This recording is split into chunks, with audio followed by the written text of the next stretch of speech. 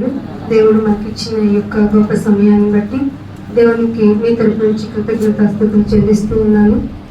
వాక్యము అనేది మనల్ని మనం పరీక్షించుకోవడానికి అత్యవసరమైన ఔషధం. అందుకే మనం మందిరానికి రావాలి. మందిరం యొక్క విధానంలో ముఖ్య ఘట్టం ఏమిటంటే వాక్యాన్ని వినటం, దాని ద్వారా నేర్చుకున్న విషయాలు మళ్ళీ లోకంలోనికి వెళ్ళినప్పుడు మనల్ని మనం కంట్రోల్ చేసుకోవటానికి మనము ఎలా నడుచుకోవాలి అనేటువంటి అవగాహన లోకపరమైనదిగా మనల్ని ప్రేరేపించినప్పుడు వాక్యం మనకేం బోధిస్తుందో తెలుసుకుని దాని ప్రకారంగా నడుచుకోవటానికి మాత్రమే సంసిద్ధం అవటానికి మందిరానికి రావాలి. అది కూడా వాక్యం గురించి ఎక్కువ అవగాహన లేకపోతే శరీర సంబంధమైన విషయాలు మనల్ని జయించేస్తాయి. అంటే ఈ లోకపరమైనటువంటి అశ్వత్వర్గము, కామము, క్రోధము, లోభము, మదము, మాత్సర్యము ఇవి ఉన్నాయి కదా. ఇవి మనుషుల్లో ఏలేటువంటి గొప్ప దెయ్యాలు. మనం అనుకుంటాం దెయ్యం అంటే వైట్ డ్రెస్, మనకు తెలుసు కదా కోడ్ ఏంటో అందరూ చూసేసినట్టుగా. అసలు దెయ్యము అంటేనే ఆత్మని గుర్తుపట్టే శక్తి ఈ మానవ సమాజానికి లేదు, రాదు ఈ భూమి మీద ఉన్నంత వరకు. డెఫినెట్ గా ఇది క్రైస్తవ్యము అనేటువంటి మార్గము మాత్రమే తెలిపేటువంటి గొప్ప సత్యము. దీన్ని ఎవరు నమ్మరు, తిరిగి వాళ్ళు ఆత్మలు అయ్యేంత వరకు. సో ఆత్మగా అవుతాము అనేది కూడా ఈ లోకం నమ్మటం లేదు. గాల్లో చనిపోతే ఎక్కడికి వెళ్తామంట, గాల్లో కలిసిపోతాం అంటారు కొంతమంది. గాల్లో ఎలా కలుస్తాం? గాల్లో కలిస్తే గాలి కనపడుతుందా? పోనీ కనపడదు కదా. ఇలా లాజిక్ లేనివి, అర్థం లేనివి మన యొక్క సిద్ధాంతాల్లో మనకు మనమే చొప్పించుకొని మనల్ని మనమే సమర్థించుకుంటూ మనల్ని మనమే ఓదార్చుకుంటూ మనకంటే గొప్పవాళ్ళు, మనకంటే తెలివైన వాళ్ళు ఎవరు లేరనుకుని భ్రమలో మునిగిపోయి సడన్ గా పోయామనుకోండి, ఆ మహాదేవుని ఎదుట ప్రత్యక్షం అవ్వాలి. ఫస్ట్ ఆఫ్ ఆల్ ఆయన ఎదుట ప్రత్యక్షం అవ్వాలి అంటే నీలో ఆయన క్యారెక్టర్ ఉండాలి. ఎందుకంటే ఆయన నుండి విడిపోయి వచ్చాం కదా. ఆయన నుండి విడిపోయి వచ్చాము కాబట్టి ఆయన నిన్ను చూడగానే నా బిడ్డరా అనుకోవాలి. నిన్ను చూస్తే ఈ లోకపరమైన మాలిన్యము, జిడ్డు వదిలించుకోకుండా ఆయన ఎదుట కనపడితే తీసుకెళ్ళి ఎక్కడ తోసేస్తాడు. ఆయన కూడా చెప్పక్కల, బాబు నేను నీ సంతతి కాదు, డెఫినెట్ గా నేను లోకంలో నీకు ఇష్టమైనట్టు బ్రతకలేదు కాబట్టి దయతో క్షమించు అనే మాట కూడా రాదండి అక్కడ. ఏదో మన యొక్క మాటల యొక్క ఓదార్పుని బట్టి చెప్పుకుంటాం కానీ మన క్రియలు మనం ఎంత వచ్చినప్పుడు తెలియకుండా నేను నీ ప్లేస్ లో కదా ఉండాలి, అక్కడ ప్లేస్ లో కదా, నీ అంతకు నువ్వే నడుచుకుంటూ వెళ్ళిపోతావు. అంటే మనకు తెలియకుండా మనమే అగ్నిలోకి వెళ్ళిపోతున్నావా అంటే ఖచ్చితంగా బైబిల్ అదే చెప్పింది. నీకు నీవే, నీ అంతట నీవే అనే మాటల ప్రయోగం బైబిల్లో ఉన్నాయి. ఆ మాటలు నేను ముందుగా చెప్పాలని మీతో అనుకుంటున్నాను. చూడండి, రోమీయులకు రాసిన పత్రిక 15వ అధ్యాయము. బలవర్తమానానికి సిద్ధపడదాము. మనలో ఉన్నటువంటి జిడ్డుని, మాలిన్యాన్ని తీసివేసుకుంటూ నాయన మీరు ఇచ్చిన ఈ గొప్ప భాగ్యము, ప్రపంచంలో ఎవరికి దక్కని మహాభాగ్యము, నిన్ను కలుసుకునే భాగ్యము, నీ మాటలు వినే భాగ్యంలో భాగంగా నాతో నువ్వు మాట్లాడుతున్నందుకు స్తోత్రములు అనుకుంటూ వాక్యం మీకేం చెప్తుంది. ఇక్కడ నిలబడిన వాళ్ళని గురించి మీరు ఆలోచించుకోవద్దు. ఈ నోటిని సాధనం చేసుకొని దేవుడు నాతో ఏం మాట్లాడుతున్నారు అనేది గ్రహించుకోండి. రోమీయులకు రాసిన పత్రిక 15వ అధ్యాయము 3వ వచనం చూడండి. రోమీయులకు రాసిన పత్రిక, నేను రిఫరెన్స్లు 1కి 2 సార్లు చెప్తాను, ఇరిటేట్ అవ్వకండి. మీ మైండ్లోకి కొన్ని వింటే వెళ్ళిపోయి మైండ్లో ఉంటాయి, అందుకని చెప్తూ ఉంటాను. 15వ అధ్యాయము 3వ వచనం. క్రీస్తు కూడా తన్ను తాను సంతోషపరచుకొనలేదు గాని. చాలు. ఏమిటట? నాయనా నువ్వు దేవుడివి, నీకు ఒక గొప్ప బంగ్లా, బంగారు ఊయల, నువ్వు పడుకుంటానంటే నేను పాడే జోలపాట ఇవన్నీ ఉన్నాయనుకుంటున్నాను ఏంటి మహాదేవునికి? క్రీస్తు కూడా అని కలిపాడంటే అర్థం ఏంటి? క్రీస్తుకి ఏమైనా ఎగ్జామ్షన్ ఉందా అన్న? లేదు. నాకు సంతోషం లేదు, నేను హ్యాపీగా లేదు, నాకు మనుషులు సంతోషంగా ఉంచట్లేదు, నేను సంతోషంగా లేను. నేను సంతోషంగా ఉండాలంటే డబ్బు కావాలి, మంచి ఇల్లు కావాలి, మంచి వస్త్రాలు ఉండాలి, బంగారం ఉండాలి, వజ్ర వైఢూర్యాలు ఉండాలి. అబ్బా, ఇదంతా మనం కోరుకునే సంతోషం. యేసుప్రభు వారు ఏం కోరుకున్నారు? క్రీస్తు కూడా తనను తాను అసలు ఎక్కడ సంతోషపడలేదా? అంటే తనకి ఎలిజిబిలిటీ ఉందా? చాలా బాగా హ్యాపీగా ఉండటానికి తనకి ఫెసిలిటీస్ ఉన్నాయా? ఈ లోకంలో ఉన్నటువంటి ది బెస్ట్ రిచెస్ట్ పర్సన్ అయిన ఎలన్ మాస్క్ కంటే డబల్ డబల్ డబల్ ఇన్ఫినిటీగా, ఈవెన్ అసలు ఈక్వల్ టు ఒక 10 భూమిలో అనుకుందాం, భూమిలో ఉన్న సంపద అనుకుందాం. అసలు భూమిని సృష్టించిందే ఆయన కదా. మీరు పుట్టక ముందే, జగత్తు యొక్క పునాది వేయబడక ముందే నేనున్నానంటాడు. సామెతలో అంటాడు, అసలు భూమికి పునాదులు వేసినప్పుడు నేను అక్కడ ఉన్నాను, దూతలు హర్షధ్వానాలు చేసేటప్పుడు అంటాడు. ఆయన ఇంత గొప్ప రిచ్ పర్సన్, అంటే ప్రపంచంలో ఏ సదుపాయం ఉంటే నేను సంతోషంగా ఉండగలను అని తెలుసుకున్న ఏకైక వ్యక్తి ఎవరండి? యేసు ప్రభువారు.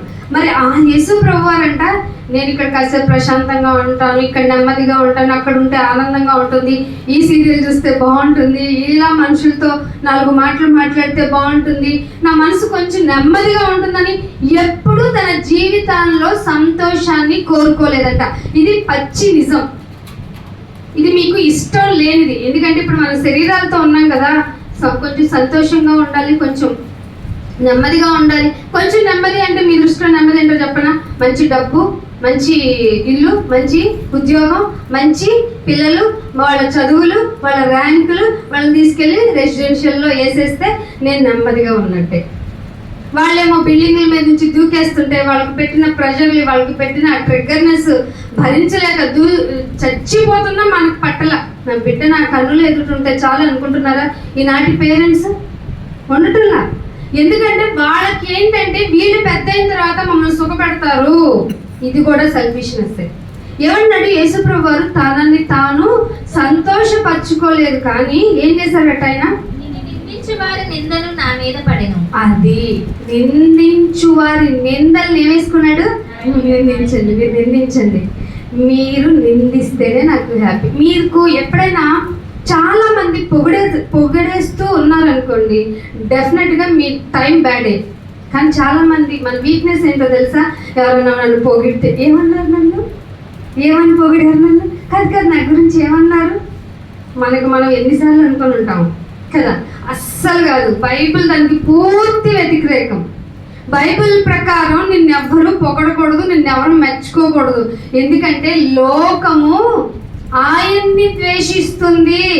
ఎందుకంటే ఆయన ఏం చెప్తాడంటే, నువ్వు స్ట్రిక్ట్గా ఉండాలి, లోకం అంతా చండాలం అయిపోయింది, అసలు మనుషులు ఎవ్వరూ నాకు నచ్చడం లేదు, కానీ నేను కొన్ని ధర్మాలు ఇచ్చాను నీకు భూమి మీద బ్రతకటానికి. ఆ దేవోక్తి లేని ఎడల మనుషులు కట్టు తప్పిపోతారు. ఆ దేవోక్తి లేదు అనుకునే మనుషులు చాలా మంది తప్పిపోయారు. ఏదో వాళ్ళకి హృదయంలో కలిగినటువంటి భయం వల్ల, బాధ వల్ల దేవుణ్ణి ఎలా పూజిస్తే బాగుంటుందని తమకిష్టమైనట్టుగా పూజలు చేయటం, తమకిష్టమైనట్టుగా ఆరాధించటం, దాన్ని వస్తు రూపంలో చూపించి ఆరాధించటం చేయడం నేర్చుకున్నారు. కానీ నేనేం కోరుకుంటున్నాను తెలుసా? హృదయ శుద్ధి గలవారు. వారు ఎవరిని చూస్తారు? అది మీరు గుడికి వెళ్ళాలంటే ముందు మీ హృదయం ఎలా ఉండాలి? శుద్ధిగా ఉండాలి. అబద్ధం ఆడకూడదు, దొంగిలించకూడదు, వ్యభిచరించకూడదు, అసలు పొరుగు అనేది ఆశించనే కూడదు. నీ శత్రువునైనా, ఇది మహా కష్టమైన పని అండి. అసలు మిత్రులనే చిన్న తప్పు చేస్తే భరించలేము మనం, శత్రువుని ఎక్కడ క్షమించేస్తాం చెప్పండి? వాడెంత? వాడు బతికిందా? అరే బాబు, వాడికి నీకు అందరికీ ఒకటే బతుకు దేవుడు ఇచ్చింది. కానీ మనం ఏమనుకుంటామంటే వాడు తప్పు చేశాడు, వాడిని జన్మలో క్షమించలేదు. అయితే దేవుడు నీకు జన్మలు క్షమించలేడు. నువ్వు ఎలా క్షమిస్తావో నిన్ను నేను అలా క్షమిస్తాను అన్నాడు దేవుడు కదా. క్షమాగుణం నేర్పింది క్రైస్తవ్యం, శత్రువుని ప్రేమించమంది క్రైస్తవ్యం, మనసు మార్చుకోమంది క్రైస్తవ్యం. ఇది మతం అంటారా? మార్గమైన ఈ యొక్క మంచి ఏమంటారు, ఈ వేని తీసుకెళ్లి మతంలో కలిపేయకండి. కలిపేస్తున్నారు అంటే బహుశా నీ ప్రవర్తన నా ప్రవర్తన అయి ఉండొచ్చు. అందుకే ఏమంటున్నాడు, నిన్ను నువ్వు సంతోషపరచుకోవద్దు. నేను ఎలా ఉన్నానో తెలుసా? నా మీద నిందలు వేసేవారిని నేను ఏం చేసుకున్నాను? భరించాను. అందుకే నా నామమును భరించుటకు జనము కావాలి. ఎనీవన్ నా నామాన్ని, నైనా నీ నామంని భరించడం ఏమిటి? నా నామాన్ని భరించేటప్పుడు నువ్వు సన్మార్గంలోకి వెళ్ళిపోతావు, ప్రత్యేకింపబడిపోతావు. అయిపోతావు. నిన్ను చూసి ఏమిటి నాతో పాటు హ్యాపీ లైఫ్ లీడ్ చేయట్లేదని ఈ లోక సమాజము నిన్ను ద్వేషిస్తుంది, అసహించుకుంటుంది, పరిహాసం ఆడుతుంది. ఈవెన్ దో నువ్వు ఈ లోక మాలిన్యము అంటకుండా నిన్ను నువ్వు కాపాడుకుంటూ ఉండటమే నిష్కలంకమైన భక్తి. అదేంటైనా మంచి ధూపంతో కూడిన సామ్రాణి తేవటం కాదా? మంచిగా లోపల బయటగా కనపడి శుద్ధ జలము ఏ చేతితో అంటబడిని వాటర్ కలిగిన ఒక టెంకాయ లాంటిదని కొట్టడం కాదా? ఒక దీపము ధూపము వేసి నిన్ను ఘనపరచడం కాదా భక్తి అంటే? No no. నిన్ను నువ్వు ప్రతిరోజు ఏమండి మీకు తెలియదు ఏంటంటే, వాక్యం ఒకసారి అంటే మీకు మనసులో ఎంత రియలైజ్ అవుతుందో, వినే కొద్ది నువ్వు ఎంత పాపివో అర్థమైపోతుంది. ఎంత పుణ్యాత్ముడవో ఎంత మంచివాడవో అర్థం అవ్వదు. నేనింత పాపినా, దేవుడు చేసిన త్యాగం ఇటువంటిదా? ఈ లోక మహా కళ్యాణం కోసం దేవుడు ఇంత గొప్పగా నా కొరకు త్యాగం చేశాడా? ఇంత ప్రేమ దేవుడు నా గురించిగా నా పట్ల చూపిస్తున్నాడా? ఏమిటి నాయనా, నేను ఎంత అల్పమైన వాడని అనిపిస్తుంది. కానీ ఎప్పుడైతే వాక్యాన్ని దూరం చేసి నీ భక్తిని తీసుకొచ్చి ఇక్కడ పెట్టావనుకో, దేవుడు అనుకున్న భక్తి కాదు, నువ్వు అనుకున్న భక్తిని తీసుకొచ్చి దేవుని యొక్క మందిరము, గుడి, ఆలయము అనేటువంటి ఆ లొకేషన్లో నువ్వు ప్రజెంట్ చేసావో, నువ్వు చాలా పుణ్యాత్ముడిగా కనిపెట్టిపోతావు. అప్పుడు నీలో ఏమొస్తుందో తెలుసా? అసలు నేను రోజు గుడికి వెళ్తున్నాను, నేను ఎంత పుణ్యాత్ముడిలో తెలుసా? ఈ పక్కన ఉన్నాడు చూసావా, వాడికి అసలు బుద్ధే లేదు. కానీ ఆ పక్కన ఉన్నాడు ఏమని ప్రార్థన చేస్తాడు తెలుసా? నాయన క్షమించు నాయన, ఆకాశం వైపు కూడా కన్నులెట్టుటకు నేను అర్హుడిని కాదు, కానీ నీ మందిరంలోకి వచ్చి కూర్చునేటువంటి భాగ్యము నాకు ఇచ్చావు. ఎంత గొప్ప దేవుడు నాయన అంటాడు. నువ్వేమో వాడి గురించి ఏం చెప్తావు? వాడు లాంటి కాదంట. అది నువ్వు అనుకున్న భక్తికి, దేవుడు నేర్పిస్తున్న భక్తికి తేడా. అందుకే ప్రతిరోజు ఆయన మాటలను భుజించండి, నీ నోరు బాగుగా తెరువు, దాన్ని నింపేస్తాను నా మాటలతో అన్నాడు. నువ్వేం నింపుతావు? ఈ లోకపరమైనటువంటి షడ్రుచులతో నింపేస్తూ ఉంటాం. తీయగా తినాలని ఒకసారి, పుల్లగా తినాలని ఒకసారి, వగరు తినాలని ఒకసారి, చేతి తినాలని, అన్నీ కలిపి తింటే పోవాలని ఒక పండుగ కూడా చేసేసుకుంటాను నేనైతే. అర్థమవుతుందా?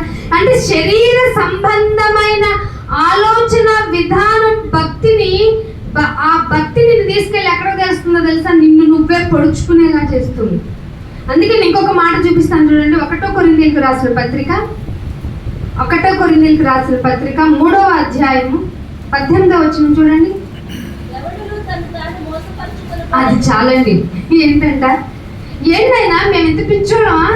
మేము సూర్యుడి దగ్గరికి వెళ్ళిపోతున్నాం, చంద్రుడి దగ్గరికి వెళ్ళిపోతున్నాం, కుదిరితే ఎన్నో నక్షత్రాలని, పాలపుంతల్ని, అబ్బాబ్బా ఎక్కడ పడితే అక్కడ మేము మా టెక్నాలజీ ఈ మధ్య ఏఐ వస్తుంది కదా, ఆర్టిఫిషియల్ ఇంటెలిజెన్స్ గురించి.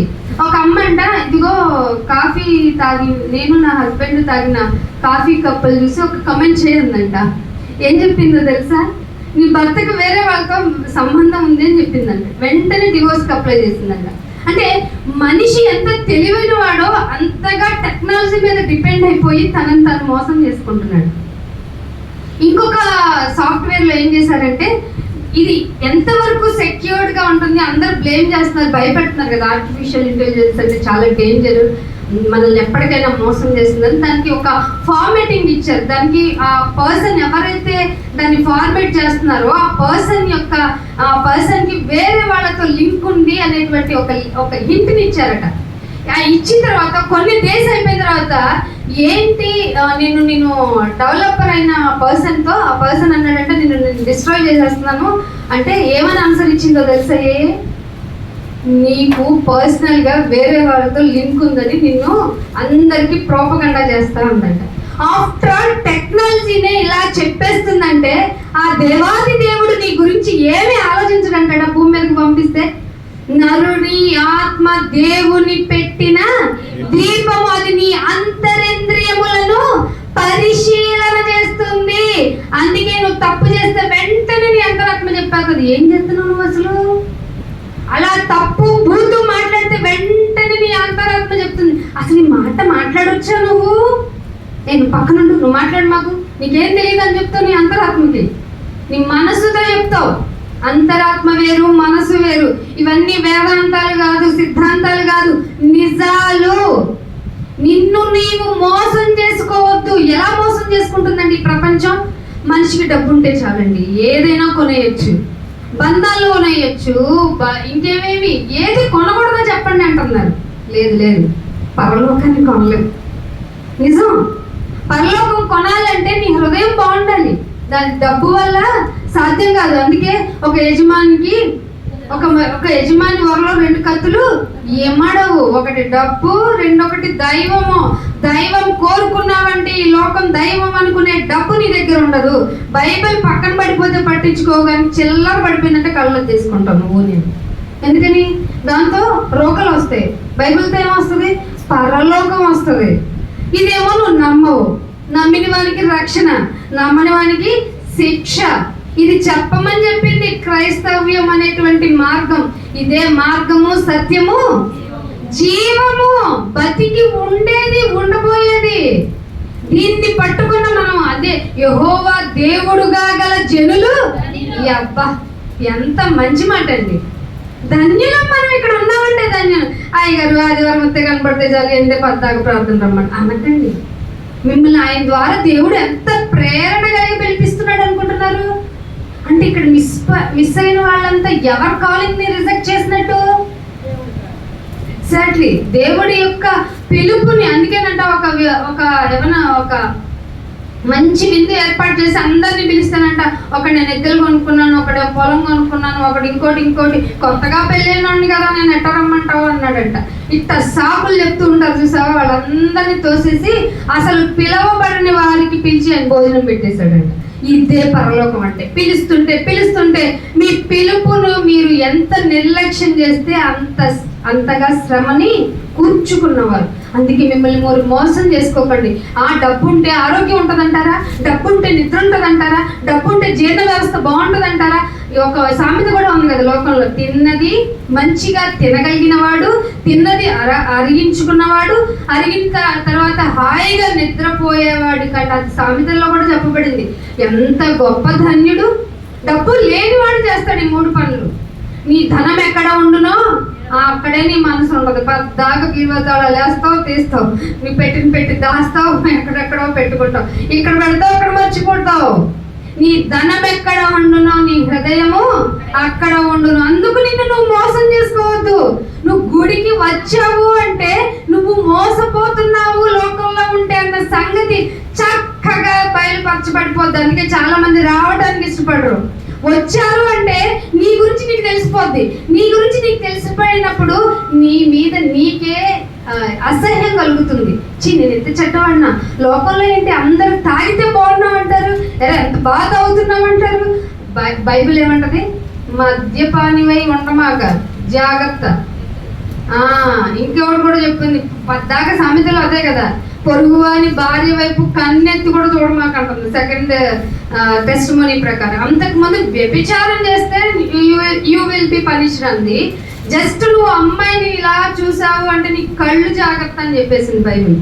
ఎంత స్ట్రిక్ట్ గా. ఇవి సాధన చేయడం చాలా కష్టం. బైబిల్లో ఉండేటువంటి భక్తి సాధన ప్రపంచంలో ఎక్కడ, ఏ హిమాలయాలకు వెళ్ళినా, ఏ పెద్ద పర్వతానికి ఎక్కి నేను భజన చేస్తున్నాను, పూజ చేస్తున్నాను, నేను భక్తిని చూపించుకుంటున్నాను, నేను సాధువుని అనుకున్నా కూడా కుదరని సాధన సామాన్యుడైనటువంటి క్రైస్తవుని వల్లే అవుతుంది. తన యొక్క ఇంద్రియ నిగ్రహాలన్నిటినీ నిగ్రహించుకునే శక్తి ఎవరిచ్చారు? దేవుడు ఇచ్చాడు. మీకు పిరికి గల ఆత్మను ఇవ్వలేదు కానీ ఇంద్రియ నిగ్రహం కావాలి. నేను ఇది తినాలి, సరే తినకపోతే ఏమిటంట, ఇది మన్నే కదా అనుకుని ఆగిపోవాలి. ఇది తాగాలి, అసలు తాగవలసిన అవసరం ఏమిటట, నేను తాగను, ఇది నిగ్రహం. నేను వ్యభిచారం చేసి సుఖపడతాను, అసలు వ్యభిచారం ఎందుకు చేయాలి, అది ఎందుకు అవసరం నాకు, నా శరీరంలో దాన్ని నేను ఎందుకు నా శరీరానికి ఆ సుఖాన్ని ఇవ్వాలి. దేవుడు పెట్టిన the positive process of production of humanity అంటే హ్యూమన్ ని తీసుకురావడానికి బయటికి ఎలా తెచ్చినా నువ్వు ఇష్టపడు, ఎలా తెచ్చినా ఇష్టపడు. నీ రక్తంలో నుంచి తెంచి నీకు ఇస్తేనే నీకు కొంత ఎఫెక్షన్ ఉంటుంది. అయినా తుంచేస్తున్నారే బిడ్డల్ని. ఎక్కడ? డ్రైనేజీల్లోను, కాలువల్లోను, ఎక్కడ పడితే అక్కడ పడేస్తున్నారే. మీకా నేను బిడ్డల్ని ఇవ్వాలి. ఒక రోజు అంటాను ఏమంటారో తెలుసా? మీరే అంటారు, కనని గర్భము. బైబిల్ ఎప్పుడు చెప్పిందండి? 2000 years బ్యాక్ వచ్చిందా? ఎప్పటికైనా ట్రెండ్లో నిలబడేది. ఎప్పటికీ ఇంకా ఇంకా ఇంకా కొనే బుక్ ఏదైనా ఉందంటే అది మీ చేతిలో ఉంటే మీరు తీసుకెళ్ళి ఎక్కడ పెడతారు? అల్మరాలో, టీవీ పైన. టీవీలో మీరు అదే రోజు చదవండి, చదివే కొద్దు చదవాలనిపిస్తుంది. మీరు దేవునికి ఎడిక్ట్ అవ్వండి, మిగతా ఏవి మిమ్మల్ని హాని చేయవు కదా, అసలు దరిదాపుల్లోకి రావు. అందుకే ఏమన్నాడు, మిమ్మల్ని మీరు ఇక్కడ కూర్చున్న వాళ్ళు చాలా మంది అనుకుంటాం మేము వచ్చేసాం కాబట్టి మందిరానికి మేము సేఫ్ అని. ఇక్కడ కూర్చున్న వారిని అంటే ఏర్పరచుకున్న వారిని సహితము మీరు మందిరానికి వచ్చేటప్పుడు జాగ్రత్తగా మీ మాటలు సిద్ధం చేసుకొని రండి అంటే నువ్వు ఎట్ట సిద్ధపడతావు చెప్పిన. ఈ రోజు అక్కకి ఎట్టగొట్ట కౌంటర్ ఇవ్వాలి. పాట ద్వారా వెళ్తానో, మాట ద్వారా వెళ్తానో, ప్రార్థన ద్వారా వెళ్తానో, కుదిరితే వాక్యం ద్వారా అయినా ఎత్తి చూపించి చెప్తాను. నీ మాటలు నువ్వు సిద్ధపరచుకున్నా, నీ యొక్క జిహ్వ బలం, నీ నోటి ద్వారా వచ్చే స్తుతి, నీ నోటి ద్వారా వచ్చే ఆ యొక్క దేవునికి ఇవ్వవలసిన ఆ ఎఫెక్షన్ ఏదైతే ఉందో అది నీ నోటి మాటల ద్వారా వచ్చేదాన్నే దేవుడు యాక్సెప్ట్ చేస్తాడు. అంటే ఇక్కడికి వచ్చిన తర్వాత నువ్వు మాట్లాడే ప్రతి దాన్ని, నువ్వు ప్రవర్తించే విధానం, నువ్వు తలంపులో ఆలోచిస్తున్నది ప్రతిదీ ఆయన రికార్డెడ్ అన్నట్టు. అందుకే పుస్తకాలు తెరవబడతాయని ఉంటుంది బైబిల్లో కదా. తెలుసా మీకు పుస్తకాలు ఉన్నాయి మన గురించి అని? ప్రకటన గ్రంథంలో మన గురించి 3 పుస్తకాలు ఉన్నాయంట. నువ్వేం పనులు చేసావు, నా గురించి పనులేని, ఏ మాట మాట్లాడావు, ఏ సందర్భంలో మాట్లాడావు, ఆ వ్యర్థమైన మాటల గురించి నీ యొక్క ఎక్స్ప్లెనేషన్ ఏంటి, ఏమన్నా ఉన్నాయా? నువ్వు మర్చిపోయి ఉంటావు, కానీ దేవుడు మర్చిపోడు, అస్సలు మర్చిపోడు. అందుకే మాట్లాడేటప్పుడు కూడా తగు జాగ్రత్తగా మాట్లాడాలి, ప్రవర్తించేటప్పుడు కూడా చాలా చాలా ఉపేక్షించుకోవాలి అని ఉంటుంది. అందుకే ఇంకొక మాట లూకాసు వార్త 18వ అధ్యాయం 14వ వచనం. మీకు తెలిసి మాట లూకాసు వార్త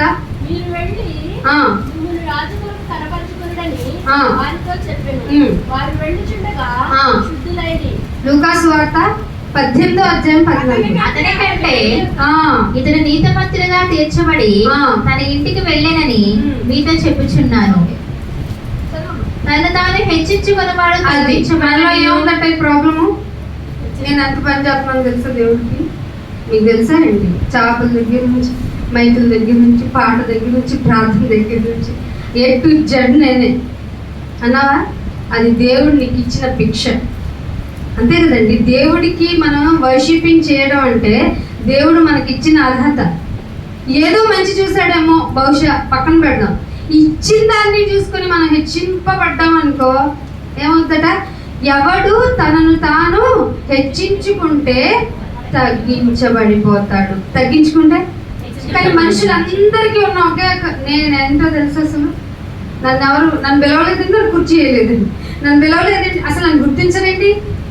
వద్దు, నిన్ను గుర్తించాల్సింది, నిన్ను ఐడెంటిఫై చేయాల్సింది, అవకాశం ఇవ్వాల్సింది దేవుని మాత్రమే. లోకం ఏమంటుంది తెలుసా? నువ్వు హైట్ గా ఉండాలి, అందరూ నిన్ను చూడాలి, నువ్వు హైలైట్ అవ్వాలంటది. కానీ బైబిల్ నువ్వు హైలైట్ అవ్వమా, నువ్వు తగ్గించుకో. ఇది ఎక్కడ చెప్తుంది? బైబిల్ చెప్తుందండి. బైబిల్లో ఉన్న మాటను పట్టుకుంటే అబ్బబ్బబ్బా ఎంత భక్తిని మనం చూపించవచ్చు దేవునికి. అది దేవునికి నీకు మాత్రమే తెలుస్తుంది, మనుషులకి అసలు తెలియదు. మనుషులు ఏం చూస్తారు చెప్పండి? మనుషులు పై రూపమును లక్ష్య పెట్టుదురు కానీ మనం ఏం చెప్తాం? అమ్మా నువ్వు బొట్టు పెట్టుకున్నావు లేదా, అమ్మా నువ్వు మంచిగా వైట్ చీర కట్టుకున్నావు లేదా, అమ్మా. ఎందుకంటే నేను చూసే భక్తి అదే. ఇప్పుడు లోపల అంతరంగంలో అంత బాగుందంటేనే బయటకు అలా వస్తాయని నేను నేర్చుకున్న భక్తి. సో నేను అలాగే ప్రజెంట్ చేస్తాను. కానీ దేవుడు ఏమంటున్నాడు? నువ్వు ఎలా ఉన్నావు అనేది నీ హృదయము యొక్క తీరుని బట్టి ఉంటుంది. సో నేను ఏం పరీక్షిస్తానంటే నీ హృదయాన్ని పరీక్షిస్తాను. సో ఆటోమేటిక్గా నీ అవుటర్ లైఫ్ స్టైల్ అనేది డెఫినెట్గా బాగుంటుంది. అది దేవుడు చెప్పిన మాట. కానీ మనుషులు అంటారు నువ్వు ముందు పైకి బాగుండు, లోపల ఎలా ఉంటే మేడి పండు చూడు, మేలిపై ఉండు, పొట్ట విప్పి చూడు. అది మన బతుకు. క్రైస్తవులమైన మన బతుకులు కూడా అలాగే ఉన్నాయి.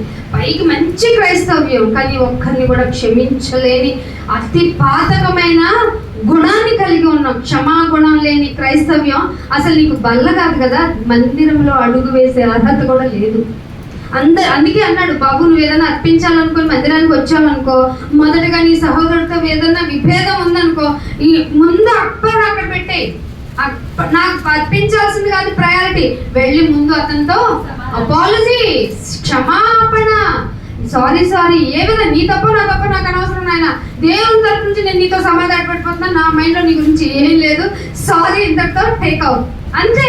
వచ్చేసి నాయన నన్ను క్షమించు, ఇందాకేదో తెలియకుండా అసమాధానంతో మందిరంలోకి వచ్చేసాను, సారీ మై ఫాదర్ అని చెప్పి మరి నీ అర్పణ అర్పించు. అప్పుడు యాక్సెప్ట్ చేస్తాడు. అప్పుడు బలలో చేతులు వేసిన God will be bless you అంతే. అందుకే నిన్ను నువ్వు మోసం చేసుకోవద్దు, నిన్ను నువ్వు హెచ్చించుకోవద్దు. ఇంకొక మాట అంటున్నాడు చూడు, 1వ రాజుల గ్రంథము 21వ అధ్యాయము, 1వ రాజుల గ్రంథము 21వ అధ్యాయము 25వ వచనం. తన భార్య అయిన యెజెబెలు ప్రేరణ చేత లోకంలో ఉన్నటువంటి భార్య ముద్దు, భార్య చెప్పిందే వేదం, భర్త చెప్పిందే వేదం, నా భర్త మాటే అనుకుంటున్న మీకు దేవుడు ఏం చెప్తున్నాడు చూడండి, తన భార్య అయిన యెజెబెలు ప్రేరణ చేత యెహోవా దృష్టికి కీడు చేశాడట. ఎవరు? యెజెబెలు, ఆహాబు కీడు చేస్తే ఏమైందో తెలుసా? దేవుని దృష్టిలో తన్ను తాను అమ్మేసుకున్నట్టు అయిందట. అందుకనే మనుషుల యొక్క ప్రేరణ చేత మీరు ఏ పనులు చేస్తున్నది కీడా, మేలేనా, మంచిదేనా, చెడ్డదేనా, అసలు దేవుని దృష్టిలో ఎలా ఉంటుందని ఆలోచించండి. మనుషులను పట్టించుకోకండి. మంచోడు అంటే ఎందుకురా పనికిరాడు, మంచోడు, అతి మంచోడు రా బాబు అంటారు.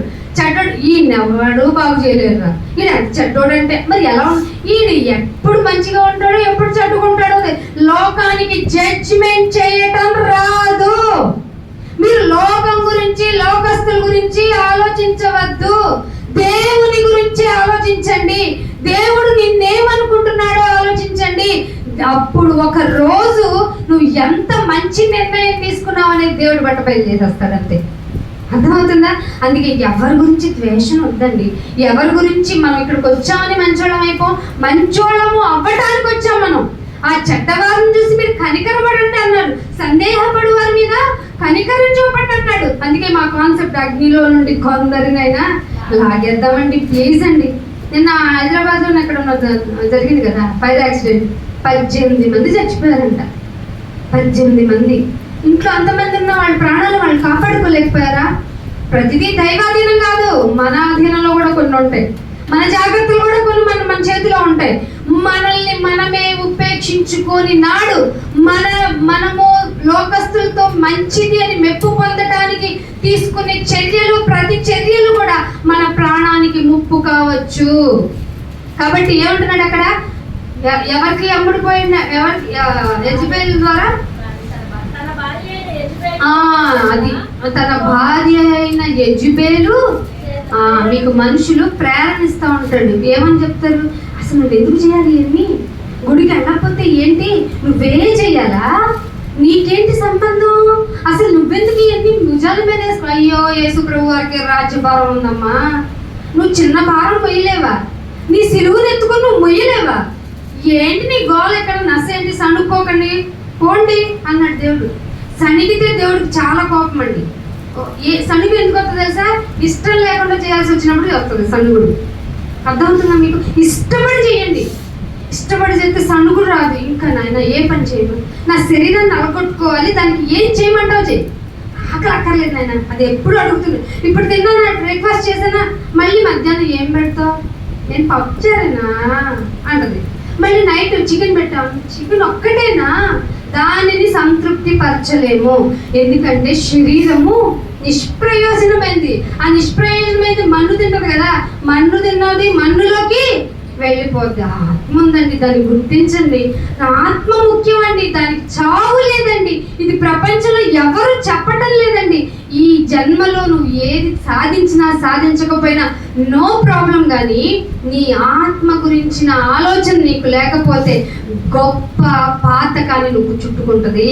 అది ఎంత పాతకం అంటే కోటాను కోట్ల సంవత్సరాలు దాహం దాహం దాహం అంటే 1 డ్రాప్ నో. ఏమిటి ఇలా అయిపోయింది నా బ్రతుకు అని నీ మీదే నువ్వు పళ్ళు కొరుక్కున్నా ఎవ్వరు నీ మీద జాలి చూపలేని పరిస్థితి. అయ్యో నువ్వు రక్షింపబడ్డావు కదా, ఈ పరిస్థితిని ఎరిగి మరి నీ కుటుంబ సంగతి ఏంటి అంటే నిన్ను నువ్వు ఉపేక్షించుకోలేదన్నమాట, నిన్ను నువ్వు హెచ్చించుకుంటున్నావు అన్నమాట. కుటుంబంలో కూడా, అసలు కుటుంబంలోనే నిన్ను నువ్వు హెచ్చించుకుంటే మందిరంలోకి వచ్చిన తర్వాత నీ యాటిట్యూడ్ ఇంకా పెరుగుతుంది కదా, అవునా కదా. సో కుటుంబంలోనే నీ యొక్క డిక్రీజ్ స్టార్ట్ అవ్వాలి. అప్పుడు లోకల్లోకి వెళ్ళినప్పుడు ఇంకా తగ్గించుకుంటావు. నీ గురించి నువ్వు ఏం ప్రజెంట్ చేయక్కర్లా, దేవుడే నిన్ను ప్రజెంట్ చేసేలాగా చేస్తాడు. దావీదు ఎలా అన్నాడు, నన్ను రాజుని చేయండి అని వెళ్ళాడా? బాబు పిలువు, ఇంకొక కొడుకున్నాడేమో పిలువు అని ఆ 10 మందిని పిలిచిన, 11వ మందిని పిలిచిన, ఇంకెక్కడ ఎవరైనా ఉన్నాళ్ళు గొర్రెలు కాబట్టి అన్నాడంట తండ్రి. పిలుచుకురండి అతన్ని అన్నాడంట. వెంటనే దేవుడు చెప్పాడంట, పొయ్యి అతని మీద నూనె అంతే అన్నాడంట. బాబు చూస్తే ఎంతున్నాడు, చిన్నపిల్లవాడు, బాలుడు కదా, నీకు అనవసరం పొయ్యవయ్యా అన్నాడు. అభిషేకించాడు, రాజు అయిపోయాడు. ఆయన అభిషేకం చేసి చాలా సంవత్సరాలు అయిపోయిన తర్వాత దావీదు రాజు అయ్యాడు. ఆ హోపు ఎంత గొప్ప, దావీదులో ఉన్న ఆ మంచి క్యారెక్టర్, అందుకే దావీదు. మరి అరుణమ్మ తర్వాత నువ్వు నేను మీ పేర్లు చెప్తే మళ్ళీ మీకు బాధ కదా, అందుకే నా పేరు వేసుకున్నా. అందుకనే నిన్ను నీవు తగ్గించుకోవాలి. ఇంకొకళ్ళ యొక్క ప్రేరణతో దేవుని దృష్టికి కీడు చెయ్యొద్దు. మిమ్మల్ని మీరు మోసం చేసుకోవద్దు, అమ్ముడు పోవద్దు. ఇంకొక ప్రేరణ చేత నువ్వు పనులు చేసినా, ఇంకొక ప్రేరణ చేత మాట అన్నా దేవుని దృష్టిలో కీడు. నిన్ను నువ్వే అమ్ముకున్నట్టు. అంటే నిన్ను నువ్వు ఎంత జాగ్రత్తగా చూసుకోవాలో అర్థం చేసుకో. నువ్వు ఇంపార్టెంట్, నువ్వు బాగుంటేనే కదా ఏదైనా చేయగలం. అందుకే దేవుడు నిన్ను వలే అన్నాడు. ముందు నీతోనే స్టార్ట్ చేశాడు ఆయన. నిన్ను జాగ్రత్తగా చూసుకుంటే అప్పుడు పొరుగు వాడిని ఇంకెలా చూసుకోవాలో తెలుస్తుంది. నువ్వు ఎవరినైనా బాధ పెడుతున్నా, ఎవరినైనా మోసం చేస్తున్నా, దేవుడు చెయ్యొద్దు అన్నదాన్ని చేస్తున్నావు అంటే ముందు నిన్ను నువ్వే మోసం చేసుకుంటున్నావా, అమ్ముడు పోతున్నావా, హెచ్చించుకుంటున్నావా? అయ్యో ఇవన్నీ చేయకూడదు. అందుకే ఒక మాట చూపిస్తాను. సంఖ్యాకాండము 6వ అధ్యాయము 2వ వచనం. సంఖ్యాకాండము ముగింపుకు వస్తున్నాను. 6వ అధ్యాయము 2వ వచనం. 6వ అధ్యాయము 2వ వచనం. పురుషుడే గాని స్త్రీనే గాని యెహోవాకు నాజీరగుటకు నాయన నేను నీ కొరకు ప్రత్యేకింపబడ్డాను అనుకునేవాడు ఎవరైనా మొక్కుకుంటే ఫస్ట్ ఏం చేయాలో తెలుసా? నాకు ఫ్యామిలీ ఉంది, నాకు అమ్మ ఉంది, నాన్న ఉంది, పిల్లలు ఉన్నారు, భర్త ఉన్నారు, ఇవి మానే. ముందు నిన్ను నీవు ప్రత్యేకపరచుకో. నాజీరు చేయబడాలి. సంఘంలోకి వచ్చిన తర్వాత నువ్వు బాప్తిస్మం తీసుకుంటున్నావు అంటే మీనింగ్ ఇదే. ఏమంటున్నాడు? పురుషుడు బాబు ఎగ్జామ్షన్ ఇచ్చావా ఏంటి? లేడీస్కి అసలే బరువులు బాధ్యతలు ఎక్కువ, నవమాసాలు మొయ్యాలి అని బెబ్బే కాదు.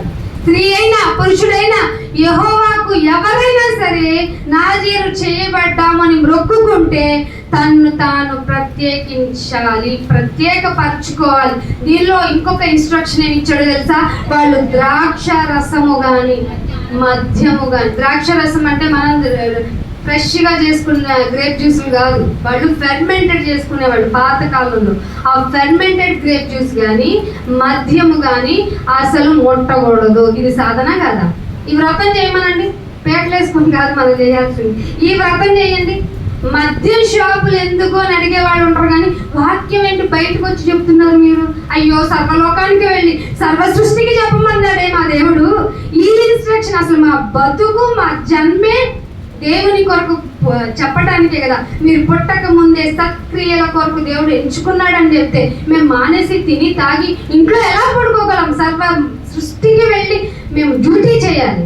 మీరేంటి మమ్మల్ని అడుగుతారు? మీరు అడగాల్సింది ఏంటో తెలుసా? సినిమాలు పెట్టి అర్ధనగ్న నృత్యాలు చేస్తున్నారు కదా, ఇవెందుకు అడగండి. అమ్మాయిల్ని రేప్ చేస్తున్నారు కదా, 4 years బేబీని ఎలా రేప్ చేసేవారా ఎదవా అని వాడిని పట్టుకొని అక్కడున్న ఆ ఫ్యామిలీని, ఆ చుట్టుపక్కల పరిసర ప్రాంతాల వారిని మీరు వెళ్ళి అడగండి. మత్తులు చేసి కుటుంబాలని నాశనం చేసి వారి భవిష్యత్తు లేకుండా చేస్తున్నారే, మద్యం అమ్ముతున్న వారిని అడగండి ఎందుకు మద్యం అమ్ముతున్నారు అని. ఎందుకు మంచిగా ఉండండి అని చెప్తున్న వారిని ప్రశ్నిస్తున్నారు అంటే మీకే మంచి నచ్చడం లేదు కనుక. లోకం చెడ్డదైంది కనుక నన్ను అసహించుకుంటుంది. మీరు కూడా ఏం చేయబడతారు? రిజెక్ట్ చేయబడతారు. మీరేం భయపడకండి, బాధపడకండి. మంచి వారికి ఎప్పుడు లోకం చెడుగానే చూపించింది. మీరేం అధైర్యపడద్దు. దేవుణ్ణి ఎంత గొప్పగా మీరు ప్రజెంట్ చేయగలరు. అది నీ మాట ద్వారా చూపిస్తావా, నీ బ్రతుకు ద్వారా చూపిస్తావా, నువ్వు ఏ విధంగా ఆయన్ని హైలైట్ చేసి చూపిస్తావో అది ఇంపార్టెంట్. నువ్వు తిన్నావా, తాగావా, సుఖంగా ఉన్నావా అనేది దేవుడికి అక్కర్లేదు. ఎందుకంటే ఆయన నీకు ఏం కావాలో ఆయనకి ముందుగానే తెలుసు. నువ్వు వాటి గురించి ఇక్కడికి వచ్చి ఏడవనక్కర్లేదు. For your kind information. ఆయనకి అన్నీ తెలుసు నీకు ఏది కావాలో. అయినా మీరు ఇది కావాలి, అది కావాలని అంటే ఆయన దుఃఖించుతున్నాడు నీ మూలంగా. నీ గురించి ఆయన పెట్టుకున్న పెట్టుబడి మొత్తం వేస్ట్ అవుతుందని ఆయన చాలా ఫీల్ అవుతున్నాడు. అందుకే మీరు నా కొరకు నాజీరు చేయబడి ప్రత్యేకంగా ఉండాలంటే మీరు పక్కకు వచ్చేయండి, లోకానికి వేరవ్వండి, మూర్ఖులైన ఈ తరము వారికి వేరవ్వండి అని చెప్తున్నాడు దేవుడు. అసలు మీరు వేరవుతున్నారా? దేనికి వెళ్తాం? స్వార్థ కూడుకున్న నైగర్ ఫోన్ మెసేజ్ లేకపోతే వాట్సాప్ మెసేజ్ వచ్చింది, ఇవాళ మా ఇంట్లో పెళ్ళి, మా బంధువులు పెళ్ళి. బంధువులు ముఖ్యమా? ప్రత్యేకించుకోలేదా నువ్వు? నీకు ఏది ప్రాముఖ్యం? నీకు రక్షణ ఇచ్చిన ఆ మహాదేవుడు ఎంత క్షమించి ఇచ్చాడు, అది ఇంపార్టెంటా? లేకపోతే లోక సంబంధమైన ఫంక్షన్స్ ఇంపార్టెంటా? నువ్వు రాకపోయిన పెళ్ళి అవుతా, నువ్వు రాకపోతే రాలేదా అంటారంటే. అమ్మ రాలేదా అనుకునే వాళ్ళు కూడా కొంతమంది అంటారు, అది తెలుసు మీకు. అయినా మీ ధర్మం కోసం, మీ యొక్క లెవెల్ చూపించుకోవడం కోసం ఫంక్షన్స్ వాటికి ఏం అక్కర్లా. మీరు ప్రత్యేకించుకోవాలంటుంది సంఖ్యాకాండంలోనే, ధర్మశాస్త్రం చేసి. ఏది మీ ప్రత్యేకత? అమ్మో వీళ్ళకి వెళ్ళి మనం లోకపరమైన ఫంక్షన్ ఇన్విటేషన్ ఇవ్వాలంటే మనకేమన్నా కౌంటర్లు పడతాయో అన్నంత భయపడాలి. అలా ఉన్నారా? ఏంటక్క నాకు చెప్పలేదు మన పెళ్ళంటే అని చెప్తున్నావా? చెప్పకపోతే అమ్మయ్యా అనుకోండి. కొంచెం దేవుడు ఇలాగే చెప్తున్నాడు. ఆయన యేసుప్రభు వారు వెళ్ళింది ఒకే ఒక పెళ్ళికి. ఆ పెళ్ళికి ఎందుకు వెళ్ళాడంటే నా టైం ఇంకా రాలేదని అమ్మకు తెలియజేయడానికి వెళ్ళాడు. ఎందుకంటే అమ్మ బాగా ఆతురపడుతుంది. అసలే దేవత ఏమని ప్రత్యక్షం ఏమని చెప్పింది? ఈయన ఇమ్మానుయేలని పేరు పెడతావమ్మా అంటే, అయ్యా ఎప్పుడు రాజు అవుతారు, ఎవరాజుని? నేను రాజమాతని. ఏంటి పరిస్థితి, తొందరగా చెప్పంటుంది. అమ్మకి తెలియచేయాలి కాబట్టి అమ్మ నా సమయం ఇంకా రాలేదు అని చెప్పడానికి పెళ్ళికి వెళ్ళాడు ఆయన. నీకు ఏదన్నా పర్పస్ ఉండింది, నిన్ను పిలిచారనుకో, వివాహం వెళ్తే ఆ బాబోయ్ మేము విడిపోవాలంటే, ఒకడు తన భర్త భార్య మీద చెయ్యి వేయాలంటే భయపడేలాగా నీ మాటలు ప్రవర్తన ఉండే విధంగా ఇది చెప్పిరా వివాహానికి వెళ్ళాలంటే. దేవుడు కానీ ఒకదానికి వెళ్ళమన్నాడు. దేనికో చెప్పండి అది. ఎందుకంటే అందరూ పోవాల్సిన మార్గం అది. ఎప్పటికైనా నిన్ను నన్ను శ్రద్ధాంజలి, మీ మెరుపులు మేము మర్చిపోతున్నాం ఇక ఈ యొక్క బ్యానర్తో స్టాప్ అంటానికి పిలుస్తారు అంతే. తర్వాత మనకి ఇష్టమైన ఫుడ్ అంటారు, వాళ్ళు నాన్ వెజ్ చేసుకొని తింటారు. మనకి తినకపోయినా మనకి లేకపోయినా ఆయనతో ఇష్టమో అని చెప్పి మద్యాన్ని పెట్టే వాళ్ళు కూడా ఉన్నారండి బాబు సమాధుల దగ్గర. ఏం కర్మరా బాబు ఇది కదా. అంటే మనిషి లోకంలో మరణాన్ని చాలా చీపుగా చూస్తున్నాడు, కానీ దేవుడు ఏమన్నాడు? మరణమే నీ ఆరంభం అని చెప్పాడు. అందుకే ఇంకొక మాట మత్తయి సువార్త 16వ అధ్యాయం 24 వచ్చింది చూడండి. మత్తయి సువార్త 16వ అధ్యాయము 24 వచ్చి మీరందరూ వెంబడిద్దామనే కదా వచ్చారు. వెంబడించడం అంటే బాప్తిసం తీసుకున్న వాళ్ళందరూ క్రైస్తవులే కదా. వెంబడించాలి నాయనా, మేము నిన్ను వెంబడించేస్తున్నాం అంటే ఏం చేయాలట? ఏం చేయాలట? నాకు కొనలేదేంటి, ఇంట్లో అందరికి కొన్నావు, నాకు పెట్టలేదేంటి, అందరికీ పెట్టావు, నన్ను పట్టించుకోలేదేంటి మీ ఇంటికి వస్తే, ఇవి రావు నిన్ను నువ్వు అంటే ఇవన్నీ లోక సంబంధమైనవి. నన్ను వెంబడించాలి అనుకుంటే నిన్ను నీవు ఉపేక్షించుకొని ఏం చేయాలట? నీకంటూ ఒక సిలువ వచ్చింది తెలుసా? సిలువ అంటే ఏంటో తెలుసా? శ్రమ, బాధ, వేదన, రోదన, కన్నీళ్లతో అర్పణములు అర్పించను కనుక ఆయన అంగీకరింపబడ్డాడు. ఎందుకు ఏడ్చావు మందిరానికి వచ్చి? నాయనా నేను ఎంత పాపిని, నాయనా ఎంత ఘోర పాపిని, అసలు నా బ్రతుకు బయటికి వెళ్తే లోకపరమైన స్వభావంలోకి వెళ్ళిపోతున్నాను, అంత పిచ్చిదాన్ని నాయన. ఇదిగో ఇక్కడ కూర్చోబెట్టు, నీ వాక్యంతో నన్ను కొట్టు నాయన, నువ్వు కొడితే మంచివాళ్ళు అంట కదా నాయన అని ప్రార్థన చేశాను. నాయన ఇది ఇవ్వు, అది ఇవ్వు, నా గుడి అది లేదు, ఇది లేదు. ఎందుకు ఇవన్నీ? నిన్ను నీవు ఉపేక్షించుకొని నీకు ఒక సిలువ ఇచ్చాడు. అది రోగపరంగా ఉండొచ్చు, మనుషుల పరంగా ఉండొచ్చు, పరిస్థితుల పరంగా ఉండొచ్చు, కొన్నిసార్లు గవర్నమెంట్ ఆర్డరింగ్ వైజ్ గా కూడా నీకు సిలువ అవ్వచ్చు. అర్థమవుతుందా క్రైస్తవం ఎంత ఘాటైనదో? నిన్ను నీవు ఉపేక్షించుకొని నీ సిలువను, ఆయన అన్నాడు నా సిలువ అనలా. అందుకే చాలా మంది క్రాస్ వేసుకొని తిరిగేస్తా ఉంటారు. అది కాదండి బాబు, నీకు ఒక సిలువ ఉంది. అది నీ ఉద్యోగపరమైన బంధాలు అవ్వచ్చు, లేదంటే నీ బంధువుల యొక్క బలహీనతలు అవ్వచ్చు. వాటన్నిటిని దాచుకొని ఆయనకి మాత్రమే మొరపెట్టుకుంటూ ఆ సిలువని మోస్తూ తన సిలువని ఎత్తుకొని అది వెంబడించడం అంటే. గుడికొచ్చి ప్రార్థన చేసి ఆమె అనకముందే వెళ్ళిపోయి, కుదిరితే రూపాయి వేసి చిల్లర లేదని చేతులు కట్టుకొని, మీరు సణుకోవద్దు, కొనుక్కోవద్దు. మీ హృదయము హెచ్చరించిన కొలది, ప్రేరేపించిన కొలది ఇక్కడ కట్టలైనా వేసేయాలి. మీ హృదయం వద్దు వాడు 10,000 వేసేది అనుకో, సైలెంట్గా వచ్చి వేసేయాలి. ఏముంది 10 రూపాయలు చాలా హృదయం చెప్పినట్టు ఇన్నాను. మనసు కాదండి ఇక్కడ చెప్తుంది, హృదయం. ఎందుకంటే దేవుడు అసలు సజీవ యాగంగా నీ శరీరాన్ని ఇక్కడ ఇవ్వమంటే మనం చెప్పించుకోవాలి. ఈ పని చేస్తాము, కొంచెం ఆ డబ్బులు ఇవ్వండి, ఈ పని చేస్తాం. సంఘానికి ఎక్కువ బాధ్యతలు రోజు రోజుకి పెరుగుతాయి తెలుసా. ఉపేక్షించుకుంటేనే వస్తాయి. ముందు నిన్ను నువ్వు ఉపేక్షించుకోవాలి. 100 మందికి వంట చేయాలి, నేను ఎందుకు చేయాలి? నేను 100 మందికి బియ్యం ఇవ్వాలి, నేను ఎందుకు ఇవ్వాలి? ఇవి కాదు, ముందు నిన్ను నీవు ఉపేక్షించుకొని నీ సిలువ మోసుకొని. ఏమో నీ సమ్మర్లో వంట చేయాలనుకోండి, వంటగదిలోనే మామూలు ఆటోమొబైల్ వెళ్ళదు కదా. అలాంటిది ఇలాంటి పరిచర్య సందర్భంగా ఆ పెద్ద స్టవ్ పెట్టుకొని వంట చేయాలనుకోండి, కూరగాయలు ఇవ్వాలని, అక్కడ నేను రాలే, ఆ వేళ్ళు నేను కూర్చోలేను. అన్న నువ్వు వెళ్ళరా అనకూడదు. అమ్మయ్యా నాయన, ఇదిగో నన్ను నేను ఉపేక్షించుకున్నాను నాయన, నీ దగ్గరకు వస్తున్నానంటూ నీ సంఘ పరిచర్యలు లిస్ట్ అవుట్ అవటానికి నువ్వు రావాలి. నీ సిలువను ఎత్తుకొని ఆయన్ని వెంబడించాలి. అందుకే యాకోబు రాసిన పత్రిక 1వ అధ్యాయం 27వ వచనం, లాస్ట్ వచ్చిన యాకోబు రాసిన పత్రిక 1వ అధ్యాయము 27వ వచనం. పవిత్రముగాను నిష్కలంకమైన భక్తి అంటే ఏంటంటారు? నేను ఇందాక చెప్పాను కదా మీకు, మనం ఏదో భక్తి అనుకుంటాం, మనం ఏదో కోరుకుంటాం, ఎలాగైనా దేవుణ్ణి మెప్పించాలి నా భక్తి ద్వారా అనుకుంటాం. నో నో నో, ఒక నియమావళి ఉంది, ఒక పారామీటర్ ఉంది, ఒక మెజర్మెంట్ ఉంది. నువ్వు భక్తి చేయాలంటే ఏమిటట అంటే, నిష్కలంకమైన పవిత్రమైన భక్తి ఏదయ్యా అంటే, దిక్కులేని పిల్లలను, వెధవరాండ్లను వారి ఇబ్బందులలో, అసలు సంఘం ఒక పాస్టర్ గారు తప్ప నాకు తెలిసి ఎవరి యాక్టివిటీస్ లేదు దీనిలో.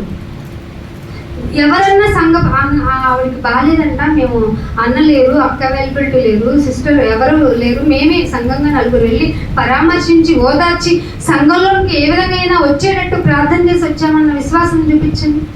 బయట వాళ్ళని ఏదో అనర్థం మనం లేదు. అదే అంటున్నాడు, దిక్కులేని పిల్లలను, వెధవరాండ్రులను వారి ఇబ్బందుల్లో పరామర్శించుటయు, మెయిన్ గా ఇహలోక మాలిన్యము తనకి ఇది. బల్ల తీసుకునే వాళ్ళకి మెయిన్ గా, మేము బల్ల తీసేసుకుంటూ వెళ్ళిపోతాం పర్లాకాలు కాదు, తీసుకుంటుంది ఎందుకో తెలుసా మీకు? ఇహలోక మాలిన్యము అంటే జిడ్డు. నువ్వు అనుకోకుండానే, నీకు తెలియకుండానే నీ ఆత్మకు పట్టించేస్తుంది. అది నిన్ను హెచ్చించవచ్చు, మోసం చేయొచ్చు, అమ్ముడు పోయేలాగా చేయొచ్చు, అప్పుడు ఇంకేమైనా చేయొచ్చు, నిన్ను నువ్వే చంపుకునేలాగా కూడా చేసేయచ్చు. సౌలు పరిస్థితి అదే చివరికి. ఎవరినో చంపేద్దామని వెళ్ళి, ఇదిగో ఎవడో సున్నతి చేయని వాడి చేతులు నేను చచ్చిపోవడం ఏంటి, రథం నడిపేవాడు నన్ను చంపే అన్నాడు. ఎందుకంటే తను చచ్చిపోకూడదు కాబట్టి. అట్లా అయినా దేవుడి దృష్టిలో తప్పని తెలియనంత మూర్ఖత్వంలోనికి వెళ్ళాడు సౌలు. నీ పరిస్థితి, నా పరిస్థితి అదే. ఇహలోక మాలిన్యము అంటుకుపోయిందనుకో, అసలు నువ్వు మోసపోయావన్న సంగతి తెలియదు, నువ్వు ఎలా బ్రతుకుతున్నావో తెలియదు. కానీ పైకి భక్తి గల వారి వలె ఉండి దాని శక్తిని ఆశ్రయించని వారిగా ఉంటది సంఘం. ఇహలోక మాలిన్యము తనకు అంటకుండా తనని తాను 1 రోజా, 2 రోజులా, నెల, సంవత్సరమా, కొత్త సంవత్సరంలో 1 రోజా, అబ్బే సంవత్సరాలు నాయన నీ మాలిన్యం, ఈ లోకంలో మాలిన్యం నాకు అంటకూడదు. ఇదిగో నీ బల దగ్గరికి వచ్చేస్తున్నాను నాయన, ఇదిగో ఏదన్నా నాకు తెలియకుండా, లేదంటే నా బలహీనతలో ఒక రోజు నా శరీరం ఏమన్నా నన్ను జయించేసిందేమో, ప్లీజ్ నా బలహీనతలన్నిటినీ క్షమించు. నీ రక్తము, నీ బిడ్డ యొక్క రక్తంలో, రొట్టెలో చేతులు వేస్తున్నాను. మరి ఎట్టి పరిస్థితుల్లోనూ అలాంటి పాపాలు నా జీవితంలో రిపీట్ అవ్వకూడదు. ఎందుకంటే మళ్ళీ రిపీట్ అయిందంటే నిన్ను మరలా సిలువ వేసేటువంటి ఆ కేటగిరీలోకి వెళ్ళిపోతాను. అలా వెళ్ళిన వారిని నువ్వు ఎన్నటికి ఉపేక్షించు. వద్దు నాయన, ఎంత శ్రమ పడతాను, నన్ను నేను ఉపేక్షించుకుంటున్నాను అంటే నీ బల్లలో చేతులు వేస్తున్నాను అంటే అర్థం మరలా ఏ పాపపు జోలికి నేను వెళ్ళను, ఈ మాలిన్యము అస్సలు ముట్టుకోను అని చెప్పడమే. అందుకే ప్రకటన గ్రంథం 1 కొరింథీయులకు రాసిన పత్రిక మీకు ఇప్పుడు చదువుతారు కదా, 11వ అధ్యాయంలో 28వ వచనం చూడండి ఏమంటాడు. ముగించేస్తాను ఈ మాటతో. 1 కొరింథీ 11:28. కాబట్టి ప్రతి మనుష్యుడు ఏం చేయాలట? ఇది చెయ్యాలి. మందిరానికి వచ్చి రొట్టె తీసేసుకుంటే పరలోకం వచ్చేస్తుంది, దీన్ని తిని త్రాగువాడు నిత్య జీవానికి వారసుడు. ఇది కాన్సెప్టే. కానీ ఈ లోకమాలి తింటూ నువ్వు లోకమాలిన్యం అంటించుకుంటూ నీలో ఏ హెచ్చుదల ఉందో, ఏ మోసపూరితమైన ఆలోచన ఉందో, ఏ బంధువుల బలహీన బంధువుల గురించి ఏ ఆలోచనలు ఉన్నాయో, ఇట్లాంటి కేటగిరీల నుంచి తప్పించబడకుండా నిన్ను నువ్వు మోసం చేసుకుంటున్నావేమో, ఆ మాలిన్యం నీకు అంటుపడిపోయిందేమో, ఒక్క రోజు సడన్ గా పోతాం. అంతే కదా. నీ డేట్ నీకు తెలుసండి, పుట్టిన డేట్ తెలియదు, చచ్చిన డేట్ తెలియదు, కానీ అన్నీ చేసుకుంటాం మనం. అంత మంచివాళ్ళం మనం. కానీ ఏ మనుషుడు ఎప్పుడు చనిపోతాడో ఎవ్వరికి తెలియదు. సో ప్రతిరోజు మనల్ని మనం పరీక్షించుకోవాలి. నిన్ను నువ్వు పరీక్షించుకుంటే ఎక్కడికి వెళ్ళావు? తీర్పులోనికి వెళ్ళాం. అది తీర్పు అంటే అంత, పరీక్ష అంటే అంత భయం వేస్తుంది అంటాం కదా, అది. మీరు ఆ పరీక్షను తప్పించుకోవాలంటే everyday you have to examine your self. అర్థమైందా? ప్రార్థన చేసుకున్నాను నీ గురించి నువ్వు ఆలోచించుకుంటూ బల్లలో చేతులు వేయి. నాయనా, నాలో ఏమన్నా ఆహా ఉందేమో, నాలో ఏమన్నా శరీర సంబంధమైన బాంధవ్యాల గురించి ఆలోచనలు ఉన్నాయేమో, అసలు నన్ను నేనే ఉపేక్షించుకోవటం లేదేమో, సారీ నైనా, ఏదో లోకస్తుల ప్రేరణతో నేనేమన్నా నీ దృష్టిలో కీడును చేసేవాడిగా ఉన్నానేమో, ప్లీజ్ ఎక్స్క్యూజ్ మీ నాయనా. ఇదిగో ఇలాంటివి నేను రిపీట్ చేయను, నీ బల్లలో చేతులు వేస్తున్నాను, ఇదిగో నన్ను పరీక్షించుకుంటున్నాను అని ప్రార్థన చేయండి. చిన్న ప్రార్థన చేస్తాను. మహోన్నతుడా, మహాగరుడా, తండ్రి, నీకు ఎంతో వందనములు, స్తోత్రములు నాయన. మేము ఎంత చెడ్డవారమైనా ప్రభువా, మా గురించి మంచిగా ఆలోచించావు కనుక నేను సాధన చేసైనా సరే మంచివారిగా చేయటానికి మాకు ఈ కట్టడలను పెట్టిన విధానాన్ని బట్టి నీకు స్తోత్రాలు నాయన. నీ మాటలను బట్టి ఆనందించేవాడు ధన్యుడు అన్నావు కనుక నాయన, నీ మాటలను బట్టి మేము ఆనందిస్తూ ఇదిగో ఈ మందిరంలో, సమాజంలో నాయన నీ కొరకు నిలబడ్డాము ప్రభా. మమ్మల్ని మేము ఉపేక్షించుకుంటున్నాం, ప్రత్యేకపరుచుకున్నాం. మాకు తెలియకుండా ఈ లోకమాలిన్యము మమ్మల్ని అంటుకున్నా, తెలిసి చేస్తే నాయన దయతో క్షమించండి. శరీరం నాయన ఉప్పొంగ చేస్తుంది కనుక దాన్ని తగ్గించుకోవటానికి, దాన్ని నలుపుకుంటుకోవటానికి నాయన వాక్యం చేత మమ్మల్ని భద్రపరుస్తున్న విధానం బట్టి నీకు స్తోత్రాలు చెల్లించుకుంటూ బలలో చేతులు వేస్తున్న మమ్మల్ని అందరినీ నాయన జ్ఞాపకం చేసుకోండి. మీ కనికరంతో మమ్మల్ని నింపి మేము ఎదుటి వ్యక్తుల పట్ల ఎలా ప్రవర్తించాలో మరింతగా నేర్చుకొని నీకు ఇష్టమైన బిడ్డలుగా ఉండటకు మమ్మల్ని సిద్ధపరిచి బలపరచమని యేసుక్రీస్తు వారి అతి పరిశుద్ధమైన నామమున ఈ ప్రార్థనను అడిగి వేడుకుంటున్నాం మా పరమ తండ్రి. ఆమేన్. అందరికీ వందనములు. Thank you all of you. God bless you.